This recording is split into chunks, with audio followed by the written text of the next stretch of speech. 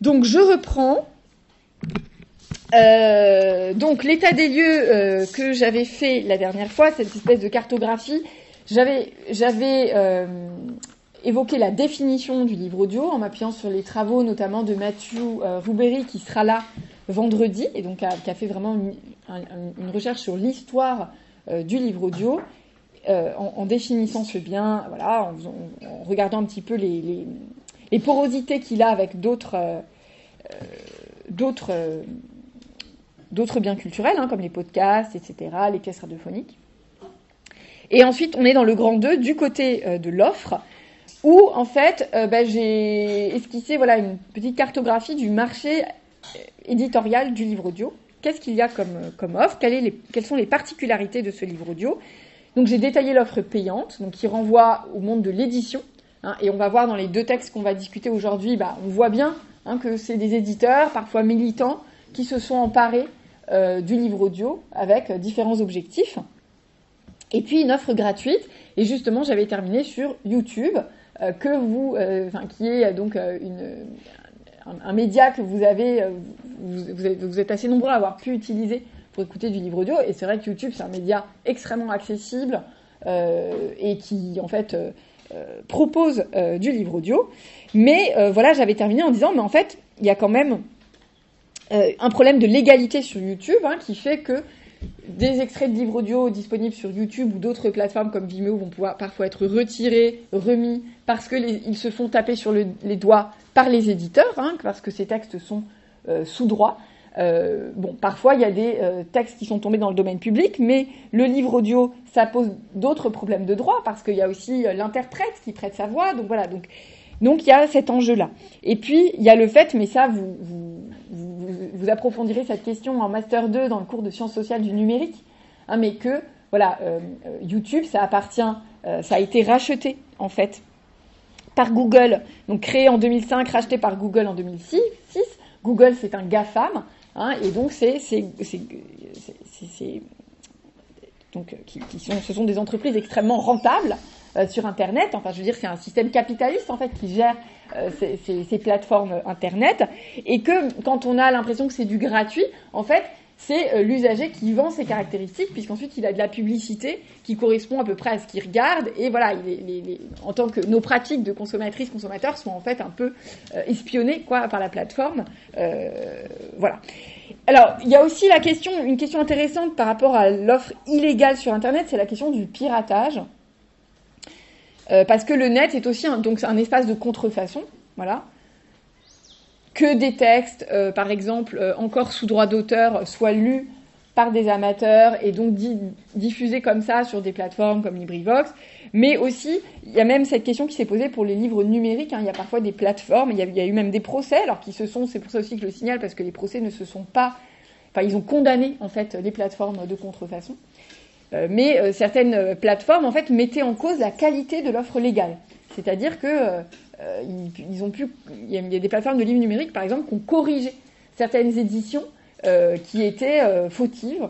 Il y a eu le cas, il y a quelques années, en 2011, avec le prix Goncourt d'Alexis Génie, qui avait été... en fait, la version numérique était de mauvaise qualité, ça a été corrigé sur une plateforme de contrefaçon, mais ensuite, les contrefaçeurs ont été condamnés parce que c'était pas le respect du droit d'auteur qui était en fait détenu par l'éditeur.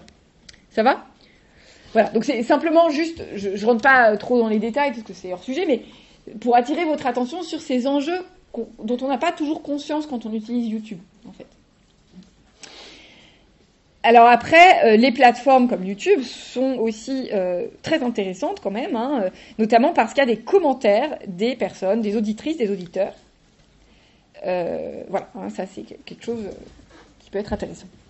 Alors, je passe après cette présentation de l'offre, je passe à la réception du côté des publics, quelques données sur les auditrices, auditeurs et les usages du livre audio. Qui sont les usagères, les usagers du livre audio ? Alors, donc dans le cadre de ce cours, vos camarades, depuis, on fait une enquête par entretien auprès d'auditrices, d'auditeurs, mais avant cela, on a des données d'ordre quantitatif sur les publics du livre audio. Le syndicat national de l'édition a créé une commission livre audio en 2015.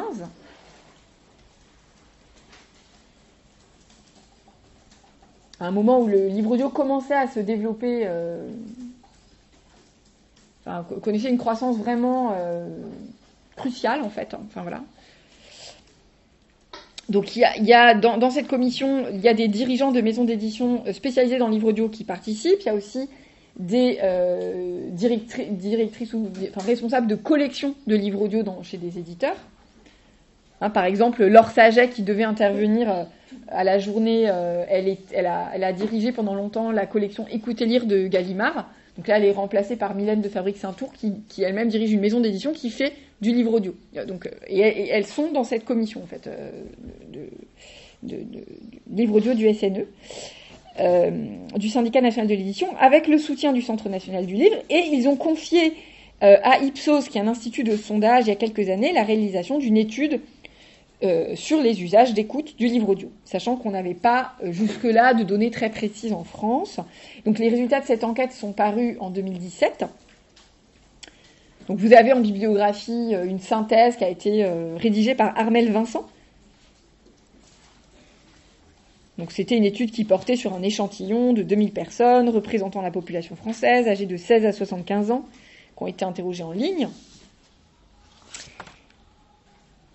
Et du coup, cette enquête établissait qu'un Français sur 5 a déjà écouté du livre audio, 18% à ce moment-là, dont 7% au cours des 12 derniers mois. Un Français sur 10, Françaises et Français sur 10 achètent du livre audio en 2017.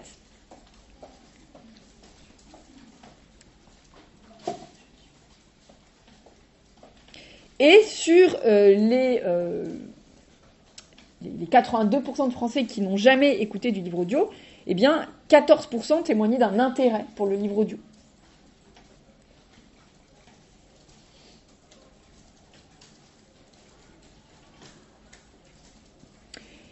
Et cette proportion en fait d'auditrices d'auditeur a augmenté de manière assez, très importante en quelques années, donc en 6 ans, parce qu'on est en 2024. Donc il y a deux enquêtes en 2023, une enquête, un rapport d'Étienne Mercier, Alice Tétaz et Alexandre Lerèche sur la lecture des Français en général que vous avez en bibliographie. Et puis il y a aussi Audible, donc qui est une plateforme commerciale qui a aussi commandité une étude à Opinionway, qui est un institut de sondage. Et en fait, ces deux sources établissent qu'on a 30%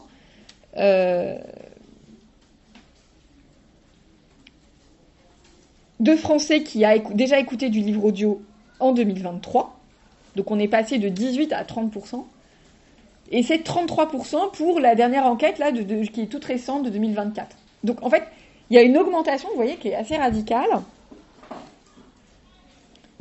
Parce que 33%, c'est des points en plus par rapport à l'année précédente. Alors, Opinionway, il y en avait 31%, mais bon, peu importe, c'est à peu près les mêmes taux. Et donc, 33%, ça représente un Français sur 3. Ça veut dire qu'il y a 6 ans, on avait un Français sur 5, et aujourd'hui, on a un Français sur 3 qui écoute du livre audio. 13% dans les 12 derniers mois, ils étaient 7%, dont 13% dans les 12 derniers mois. Voilà, ça c'est en 2023.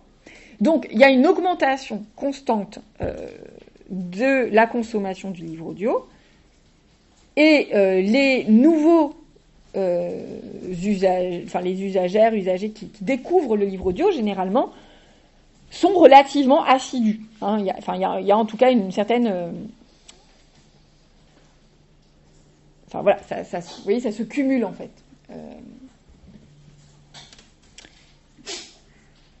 Dans les 12 derniers mois, c'est-à-dire ça augmente aussi.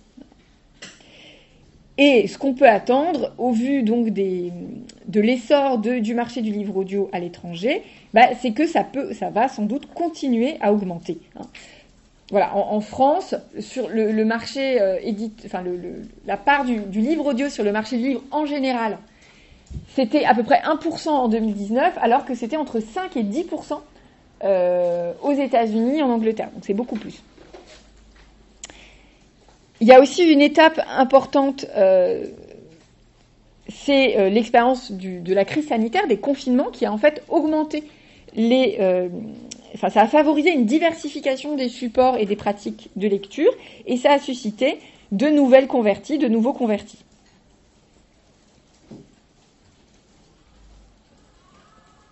C'est intéressant parce que dans cette période, en fait, alors faut aussi préciser que les enquêtes sur la lecture en général, donc qui inclut la lecture papier, enfin tous les types de lecture, en fait, c'est le résultat de ces enquêtes d'ordre quantitatif qui sont menées depuis 50, 60 ans, c'est qu'il y a de moins en moins de lectrices et de lecteurs en France. Et ça, c'est un résultat régulier. Enfin, dans toutes les dernières enquêtes, en fait, certifient une diminution de la lecture. Mais il faut se demander quelle lecture, puisque, voilà, pour le livre audio, ça augmente. Dans la période donc, du confinement entre 2020-2021, par exemple, il y a eu 300 000 lecteurs de livres papier et numériques en moins, alors qu'il y a eu 800 000 lectrices et lecteurs de livres audio en plus. Donc là, on voit vraiment le contraste, en fait.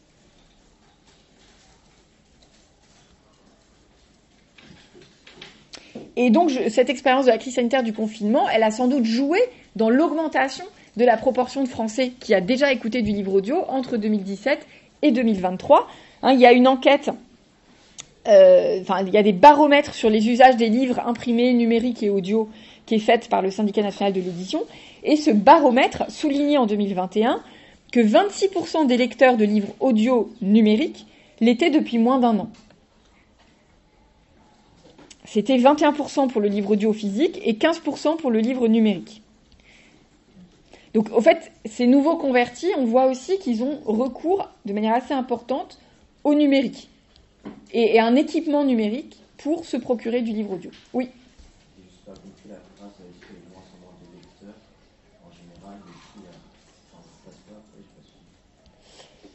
Alors, peut-être sur les chiffres, c'était 300 000 lectrices et lecteurs papier numérique en moins entre 2021 et 2020,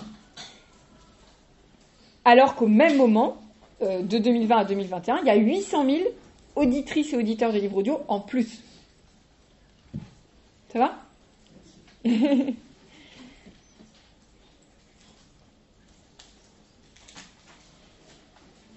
Voilà, cette évolution, elle favorise en fait le livre audio. Ce qui est intéressant, c'est que on a toujours plus d'auditrices et d'auditeurs de livres audio physiques, c'est-à-dire qui ont recours à des CD, enfin qui utilisent donc un support comme le CD pour écouter le livre audio. Donc en 2020, il y a 9,3 millions d'auditeurs de livres audio physiques, alors que le livre audio numérique, c'est 8 millions d'auditrices et d'auditeurs. Mais en revanche, l'augmentation que je viens de vous décrire, en fait, donc sur de plus en plus d'auditrices et d'auditeurs de livres audio, elle est assez massivement portée par le numérique, par le livre audio numérique. Puisque les auditrices et auditeurs de livres audio numériques ont des usages plus fréquents, ils sont plus jeunes, ils ont 39,4 ans en moyenne contre 42 ans pour le livre audio physique. Ils ont davantage ressenti les effets du confinement sur leur pratique de lecture. Et ça c'est intéressant, ils souhaitent augmenter leur pratique d'écoute de livres audio dans le futur.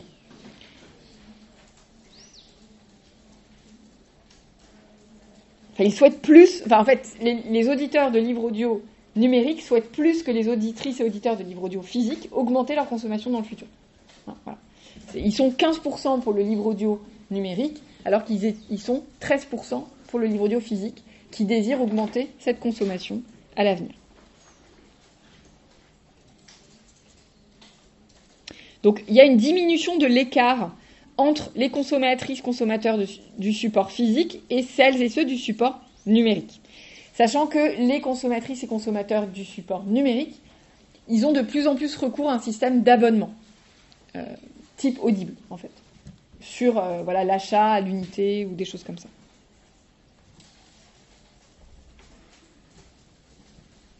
Ça va ? Alors, ces enquêtes, elles sont aussi très utiles parce qu'elles permettent d'avoir une sorte de portrait robot de l'auditrice, l'auditeur de livres audio un peu type. Et alors, ce qu'on y apprend, c'est que ce sont par ailleurs généralement déjà de grandes lectrices, de grands lecteurs. Ils ont déjà des pratiques de lecture qui sont dans la moyenne haute, sous différents formats. Donc, il y a 58%. En 2022, le 12e baromètre sur les usages du livre audio montre que 58% des auditrices et auditeurs de livres audio utilisent les 4 supports, c'est-à-dire support papier, support numérique sur une liseuse, l'audio physique avec CD et l'audio numérique. Donc 58% des consommatrices, consommateurs de livres audio utilisent les 4 supports. Donc c'est quand même... voilà. Ils ont généralement un bon niveau culturel et social.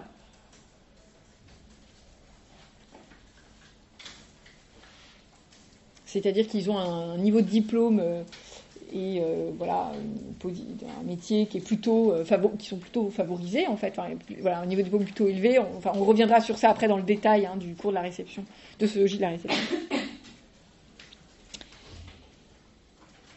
Et ils sont... alors j'ai marqué particulièrement actifs, mais voilà, ils ont généralement, mais ce sont des personnes qui ont un métier, enfin qui sont dans la population active, quoi. Voilà. Le recours au format du livre audio leur permet, d'après leur déclaration, de lire davantage, plutôt les mêmes types de livres que sur papier. Ce qui apparaît comme la première catégorie de livres audio lus, c'est la littérature. Plus que les documents, les beaux livres, les sciences humaines et sociales, les sciences, les techniques. Donc la littérature est la première catégorie de livres lus. Alors, première catégorie de livres lus, c'est-à-dire, dans la littérature, ça comprend les romans policiers, la littérature classique, contemporaine, la science-fiction, les mangas, voilà, c'est tout ça. C'est y compris les mangas qui ont des images, y compris la bande dessinée, à mon avis, rentre dans la littérature. Donc on constate l'importance du niveau d'instruction. Ça, c'est quelque chose qui est tout à fait classique dans les enquêtes de sociologie de la réception pour expliquer les pratiques culturelles comme la lecture, c'est souvent assez corrélé au niveau d'instruction, au niveau de diplôme. C'est une variable très importante qui ressort dans les enquêtes quantitatives sur les pratiques culturelles. Et on voit que ces auditrices, auditeurs favorisent une logique de cumul, puisqu'ils articulent différents types de lecture, différents supports. Ça aussi, cette logique de cumul, c'est quelque chose qui ressort des enquêtes sur les pratiques culturelles. Voilà. Oui. Je trouve que les mangas, les bandes dessinées, c'est comment il y a aussi des images et tout. Ah oui, alors les mangas, les bandes dessinées, oui, c'est vrai que vous avez raison. Pour le livre audio, c'est un vrai problème. Mais ouais, non. Alors je disais manga, bande dessinée parce que ce que je disais, c'était que la littérature, ce qui ressort pour la littérature, c'est comme pour les enquêtes sur les lectures en général. En fait, c'est la première catégorie de livres lus. Donc, voilà, la lecture tout confondu. Je ne pense pas effectivement que l'offre de livres audio, elle soit très riche en manga, en bande dessinée. Faudrait voir. Un point à creuser. Si vous voulez travailler sur ça. Non, je ne sais pas s'il y a une offre dans les catalogues. À ma connaissance, non. C'est plutôt, voilà, ce que j'ai énuméré. Alors, pareil sur les beaux livres. Je pense que les beaux livres, il n'y en a pas en livre audio. Enfin, voilà, il y a des catégories comme ça. C'est plus les essais, les documents, voilà. Mais par exemple, les sciences humaines, il y a un énorme succès. Le Capital au XXe siècle, le livre de Thomas Piketty, qui est un livre assez dur. C'est un économiste, Thomas Piketty, qui a travaillé sur les impôts, qui a été un gros succès en livre papier. C'est aussi un succès en livre audio, par exemple. Donc ça, c'est vraiment un livre de sciences humaines et sociales, économiques, assez technique, quoi. Donc il y a quand même, voilà, des livres qu'on n'attendrait pas forcément en livre audio qui sont disponibles. effectivement, pour tout ce qui est le rapport à l'image, ouais, mais il faudrait voir, il y a peut-être une offre qui se développe avec le son à côté de l'image. Enfin, peut-être, il faut examiner ce point. Oui, je sais pas encore là-dessus. En tout cas, voilà, c'est cette logique de cumul que vous devez retenir. Hein. Il y a des individus qu'on peut nommer des cumulards, qui sont en fait qu'on repère dans les enquêtes statistiques sur les pratiques culturelles, parce que souvent, ce sont des individus qui ont effectivement du capital culturel, un bon niveau de diplôme, et qui cumulent différentes pratiques culturelles un peu exigeantes qui vont articuler. Et donc, il y a une sorte de complémentarité entre ces différentes pratiques de lecture. Sachant que le livre audio a pu permettre à certains de découvrir des textes auxquels ils n'étaient pas sensibles, qu'ils n'appréciaient pas forcément sur papier ou avec lesquels ils n'avaient pas été en contact sur un support papier. Et que, alors là aussi, j'abats une idée reçue que vous avez exprimée. Bon, par exemple, le livre audio permet tout à fait aussi de sauter des passages, d'aller plus vite, d'aller en accéléré, de se déplacer sur les fichiers, et donc voilà, de faire des choses comme ça. Et donc, certains auditrices, auditeurs, vont apprécier certains passages de livres audio de la même manière qu'ils pouvaient les apprécier sur papier. Voilà. Alors, le profil moyen de la consommatrice, du consommateur de livres audio, c'est une femme de 44 ans. Alors ça, c'est l'enquête de 2017. Une femme de 44 ans, mère de plusieurs enfants, qui appartient aux catégories socio-professionnelles privilégiées, plutôt dynamique, équipée en nouvelles technologies, consommatrice de musique, de podcasts, qui est une grande lectrice de livres. C'est un peu moi, en fait. Sauf que j'ai pas plusieurs enfants, j'en ai qu'un, ça. Mais voilà, en tout cas, c'est intéressant parce qu'on voit que c'est dans la lignée aussi de la féminisation des pratiques culturelles et notamment des pratiques de lecture, hein, qui est aussi un résultat des enquêtes en France depuis des années. Même si, de ce point de vue-là, d'autres enquêtes qui ont été faites dernièrement ont plutôt tendance à dire que c'est un homme, le lecteur moyen. Les hommes et les femmes se talonnent dans l'écoute du livre audio. Les hommes sont aussi très, très présents, en fait. Peut-être plus, justement, que sur la lecture de livres papier. Donc voilà, sur la répartition sexuée, il n'y a pas de grosse évidence. Le mode d'écoute repose encore pour plus de la moitié sur le CD. Hein, pour 58% en 2017, c'est une écoute qui passe par le CD. Mais le format dématérialisé, je l'ai dit, augmente fortement. La fréquence d'écoute en 2017, c'est de 1 à 2 livres audio par an en moyenne, mais il y a de grands adeptes. Donc la moyenne de livres écoutés, c'est 7 par an. Les lieux et les moments d'écoute, c'est principalement le domicile, lors d'un moment de détente. Mais la moitié des auditrices auditeurs écoutent aussi beaucoup dans les trajets, en fait, lors des déplacements, en particulier en voiture.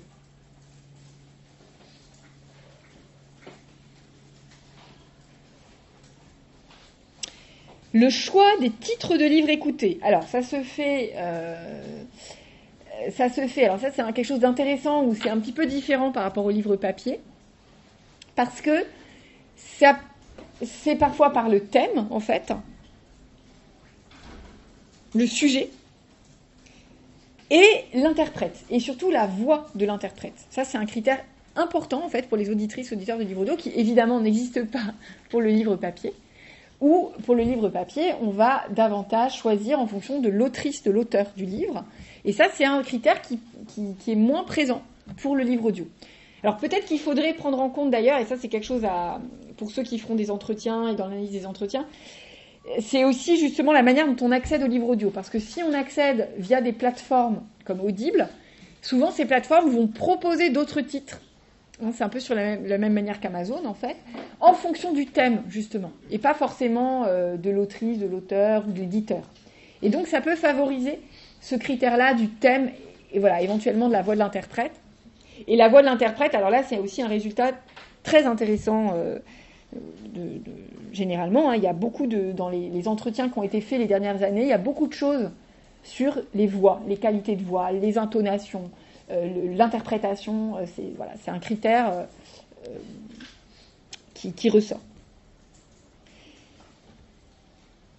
Et on voit aussi ce qui est intéressant dans la fidélisation d'un public qui va donc être attaché à une offre numérique, c'est les conditions d'entrée dans la pratique.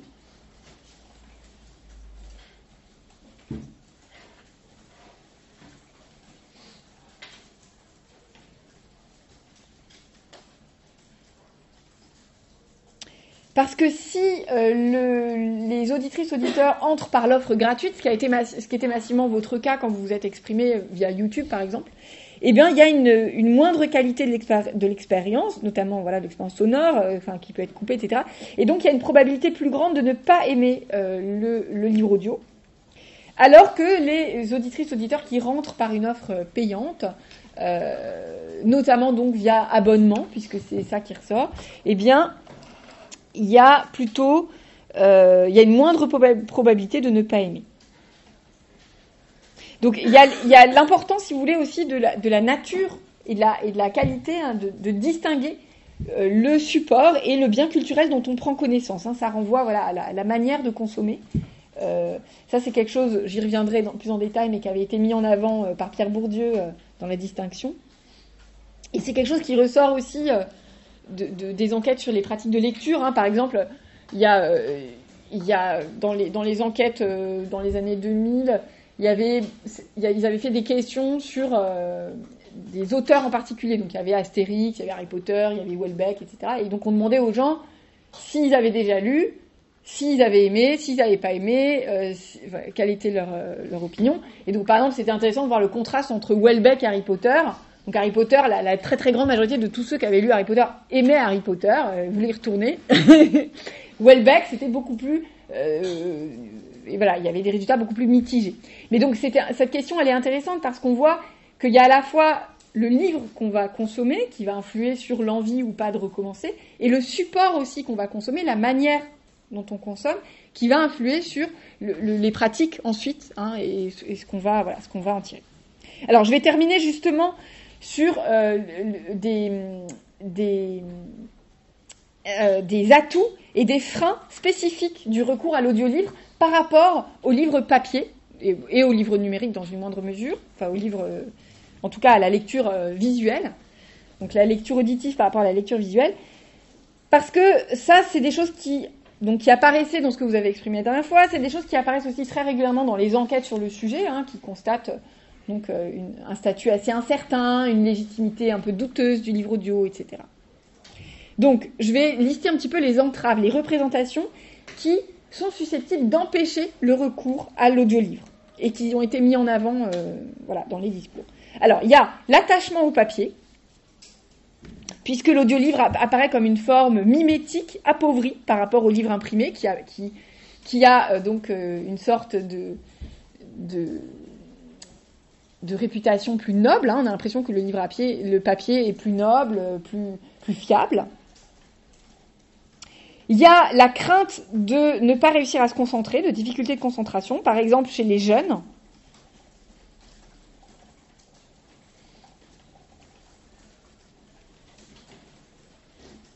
Alors que les enquêtes sur le sujet montrent, hein, il y a notamment les travaux de Nicolas Jones, qu'en fait, le cerveau travaille tout autant par l'écoute que par la vue, en termes de lecture. Enfin, les enquêtes sur le sujet montrent cela. Il y a la méconnaissance de l'offre existante, tout simplement, en fait, parce qu'on ne le connaît pas, et donc on a l'impression que ça coûte très cher, que c'est onéreux, que c'est... Voilà, on perçoit cette offre comme... on l'aperçoit de manière assez restrictive, et on l'associe au monde du handicap. Donc les publics aveugles, malvoyants, l'enfance, enfin, ou à des publics très particuliers. Et ceux qui apprennent l'apprentissage, enfin voilà, comme... C'est pas un handicap l'enfance, mais voilà, pardon, je me suis mal exprimée. J'aurais dû dire public cible d'abord. Et cette méconnaissance, c'est aussi que l'offre de livres audio existante, elle n'est pas toujours visible. Alors il y a eu 2 enquêtes sur ça, sur la présence dans les médiathèques.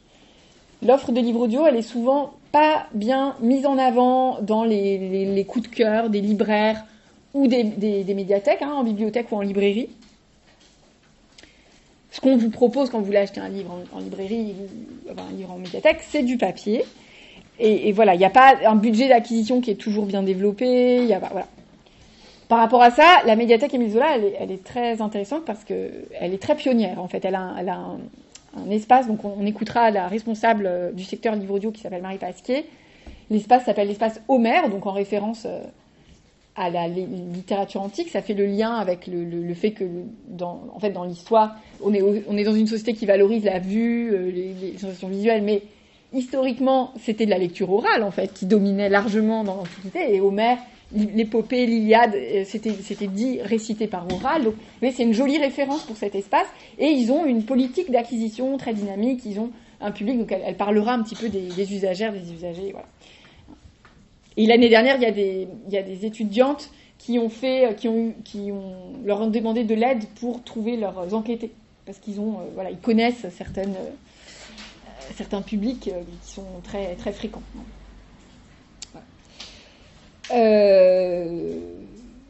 Donc, méconnaissance de l'offre existante. Alors que là aussi, les connaisseurs et les connaisseuses du livre audio, les enquêtes montrent qu'en fait, le prix du livre audio, si notamment via des abonnements, mais pas que, enfin je fais pas du tout la pub pour des abonnements, mais n'est pas si onéreux que ça en fait. Et il y a une offre et une variété disponible qui est souvent bien plus importante que ce qu'on imagine. Voilà. Donc vous voyez qu'il y a un enjeu qui est de développer la connaissance et la culture de l'écoute de texte, en fait, qui est encore tout à fait marginal globalement auprès de tout un chacun, quoi. Voilà. Alors, donc là, j'ai listé un petit peu les freins, les entraves, les représentations négatives, bon, même si je les ai contrées par des représentations plus positives. Et je vais continuer avec les représentations plus positives, avec les avantages, en fait, que recèle la pratique du livre audio, en comparaison avec le papier ou le numérique. Alors, il y a l'expression donc d'un plaisir ou d'émotions qui sont tout à fait particulières à l'écoute, en fait, puisque ça mobilise une sensation qui n'est pas... qui est tout à fait spécifique. Donc, du plaisir de l'émotion lié à la voix ou la qualité de la diction des interprètes, de leur interprétation.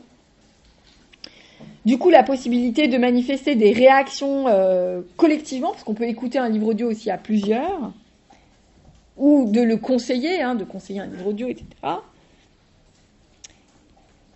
Ce qui peut être perçu comme un avantage, c'est la possibilité de lire tout en pratiquant d'autres activités. Ménage, sport, déplacement. Alors ça, c'est marrant parce que vous êtes nombreux la semaine dernière à avoir dit oui, puis j'aime pas parce que j'ai l'impression que je ferai autre chose à côté. Mais ça peut aussi être un avantage, en fait. Enfin, en tout cas, il y a parmi, vous voyez, les publics, le portrait robot, en fait, de l'auditrice, l'auditeur, c'est des populations très dynamiques, très actives, très occupées. Donc, il y a, en fait, cet aspect multitâche, en fait, qui peut séduire. C'est-à-dire continuer à lire, même si on a moins de temps pour le faire sur du papier. Les autres avantages, c'est le gain de temps et d'espace que peut procurer notamment le livre audio numérique. Et puis le fait de préserver son corps lisant, de désagréments qui peuvent accompagner le recours aux écrans ou au papier, donc le fait de protéger les yeux, le dos, la nuque, les bras, vis-à-vis de postures répétitives.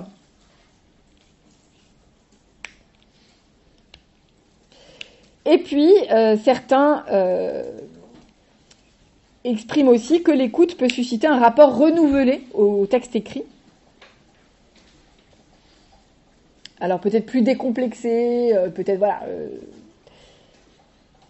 d'autres interprétations, peut-être une immersion dans une ambiance.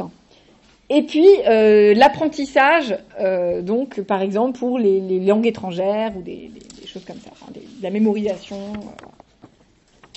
Voilà, je m'arrête là. Est-ce que ça va ?